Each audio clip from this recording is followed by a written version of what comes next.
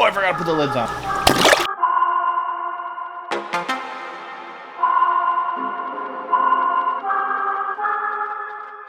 I have a pet muskie.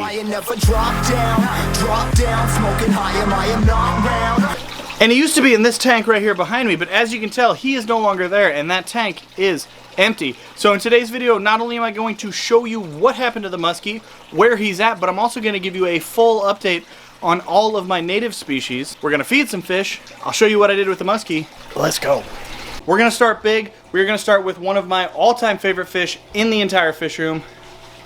We're going to start with one of my smallmouth bass. So this guy right here is Millie. Millie is one of my wild caught smallmouth bass. Millie has been with me for coming up on 2 years and been in this 150 gallon tank the entire time that I have had him. He is awesome. He is super personable, super active. We'll take a shot at your fingers if you let him. Whew. So keeping smallmouth bass, and this is just one, you're going to get the update on my other one in just a little bit, but keeping smallmouth bass has been one of the most rewarding experiences of my entire fish keeping hobby. Catching a wild bass like this and having it become so comfortable with me, so personable, eating on camera, all that kind of stuff, hand feeding, it's been amazing. Millie here eats primarily frozen thawed tilapia, which you'll see in a second, but also takes down the occasional feeder like minnow, shiner, and then the occasional crawfish. I mean, there's shrapnel, crawfish shrapnel, crawfish shrapnel, I'll get it, in the tank. Moving right along, keeping it in the bass family, this guy right here, this little largemouth bass, was given to me by a local subscriber and has become quickly one of my favorite fish to keep. This guy is insane. Another fish that'll take a shot at your finger. Actually, that sunfish is trying. Yeah. We'll take a shot at your finger if you let him. I have lids up there, so I don't want him to jump and hit the lid. But largemouth bass, awesome fish. This little guy, as you can tell, always hungry, eating super well. Also takes down primarily frozen tilapia and shrimp. I've tried the live feeders and stuff, but he just eats the tilapia so well, there's not really a point in risking using the live feeders. Also in this tank, you might have seen him when I was sticking my hand up against the glass, my little green sunfish. This guy was actually something I took from my local bait shop and decided to try and raise up, and he's been doing great. So always hungry, again, takes down primarily tilapia, which makes it very easy to hand feed. So super interactive, super personable fish. I love this guy. Definitely ready for an upgrade out of this 55 gallon aquarium. He will be getting a new tank and a bigger tank here very soon. Now, most of the fish on this rack and in this fish room are actually native North American fish. These little guys up here are my little tiny baby bowfin. I showed a video of them, got a ton of great feedback. People are really excited to see these guys, and a lot of people have actually reached out to me on Instagram, shameless plug, and said that they too have purchased little baby bowfin. And so that actually makes me wonder, would you guys get any kind of benefit if I did like a care guide on bowfin, or just kind of like a spotlight on them, and so you can kind of learn more about them? Let me know down in the comments if you want to see like a bowfin care guide / species kind of spotlight. But these guys are fantastic. They're super quick and growing like weeds. This is actually the smallest one in here. He's still looking, if I can focus, looking a little thin when you compare him to like that guy and the other guy swimming around back in their corner. But they're hard to film, obviously. But yeah, these guys are super fun, growing, like I said, a lot. And these guys also will eat things like tilapia, but I also give them bloodworm and brine shrimp. And really anything I throw in here, they just go nuts for. Then moving down from the bowfin to honestly some of my favorite fish that I keep as far as like predators go. These are my little grass pickerel. And not only are the colors on these guys amazing, I mean, that's how he looks. That's not like stress colors or anything like that. And then you can tell this guy looks a little different. But they're starting to get like the red on the fins up on the top there. And these guys are just like little musky. So yeah, I absolutely love these grass pickerel. I want to do something specific for these guys, get them in a tank that's, a little better scaped and a little more appropriate to like where they come from in their natural kind of environment. Do like a I don't know, a biotope or whatever you want to call it when you set something up specific to like where their environment is, because I don't think like black gravel and one little tree stump is right. So that's coming for them. We're going to do something like specific and get them feeling more comfortable. Maybe add a few more. I don't know. We'll see. The next of my native fish, I kind of screwed up. I made a little mistake. In this tank right here are two of my wiper bass, or my hybrid striped bass. The last time I showed you them in a video, I had a hang on the back filter and I didn't have this sponge filter back there. And these guys were always active. They were always out. But as soon as I put that sponge filter in there, they just started hiding behind it. So I need to get that sponge filter out, switch them back to like a hang on the back, or just get them in a bigger aquarium where they have more space and they feel like less room to hide. But yeah, these guys were always active, really, really gorgeous fish. So I'm excited to do something special for them and get them out of this quarantine tank. And then we can put some more native fish in there.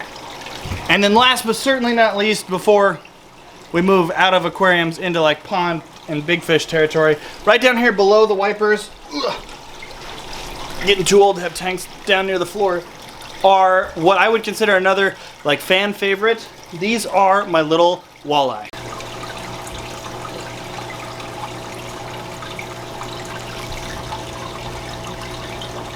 I lied. I guess technically these water dogs are also native. They are doing great. I haven't really changed a whole lot yet. Now, to the ponds. So when you walk into this section of the fish room, the first thing that stands out, obviously, is this massive pool pond. It's about 10 feet by 7 feet. It's over 600 gallons. It's got DIY filtration on there. And this is what used to be home to my biggest smallmouth bass named Ken. Well, Ken's not in there anymore.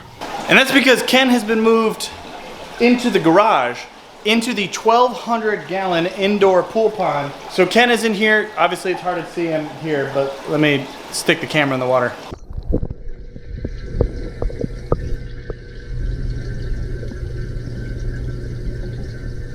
So that's him. He's got plenty of room in here. He's gonna be getting some tank mates. Probably eventually he'll go back into that pond he was in before and the musky will come up here. But we'll just kind of play it by ear. We'll see how it goes. But we're gonna get some cool feedings of him up here, and I'm gonna actually do like a full kind of rescape of this, bring you along for it. But people have also asked me how I do my DIY pool pond filtration. And in the next few videos, I'm gonna actually do a full walkthrough of this whole system and show you how you can make one for yourself. It's like super easy and super cheap. So, you know, let me know if you're looking forward to that video. But let me show you the point that you're all here for. Let's get back to the musky, and I'll show you what we did with him. So for this musky, a little backstory is like necessary because it's wild. I got this musky 3 months ago and he was about 7 inches. He fit great in this 55 gallon aquarium, and that was when we all saw him for the first time. I have one. Only about a month later, he wasn't eating a whole ton, but he was definitely growing, and he grew to about 10, 11 inches in no time. And that's why we had to move him to this 125 gallon aquarium, which is 6 feet long. It's about 18 inches deep. It was plenty of space.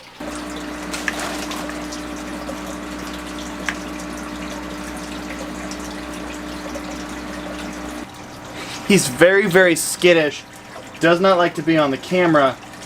But in just 6 weeks, he has grown from about 10 inches to where he is now, which is pushing 17 inches. He outgrew this tank quick, and he looks small in here. Moving him was one of the most nerve-wracking things ever because he's a jumper.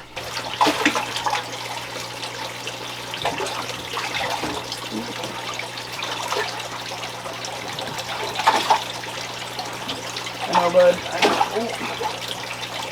This is the side I don't want him on. Oh, stop. Alright, there, he's in the net. He's not stuck on anything. And let's go. Come with me. Go. And slowly. Into the pond. Listen to this fake plants. A few moments later. He's still settling in and he's still a little stressed, but he found all those plants and that driftwood that I had in his tank from before. He found and is using that as cover. I'm gonna get some more cover and put it over the top and stuff. I'm thinking in the form of plants or even just putting something dark over the top of that corner so he can feel comfortable. But to prevent the jumping, you'll notice I have this little like mesh netting on here. This is just bird netting that you would get at like Lowe's or Home Depot for like $7 in like a 14 by 14 square to prevent birds from flying into your patio.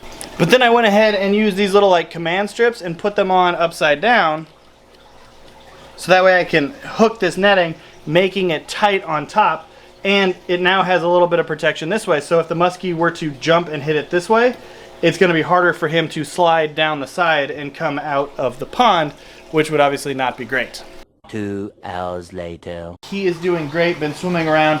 It's throwing me off having this netting because it looks like there's nothing on the top. And I walk down, I'm like, oh, I forgot to put the lids on. But it's good.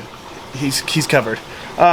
He's not going to eat for a little while. It's going to take him a little while to settle in. When he does start eating, we will do some cool underwater feedings and stuff like that. So hopefully you guys are looking forward to that. But it's not fair of me to show you all these great fish, all these cool native fish, and not do some feeding. So let's dive into like a little feeding montage before we wrap this one up.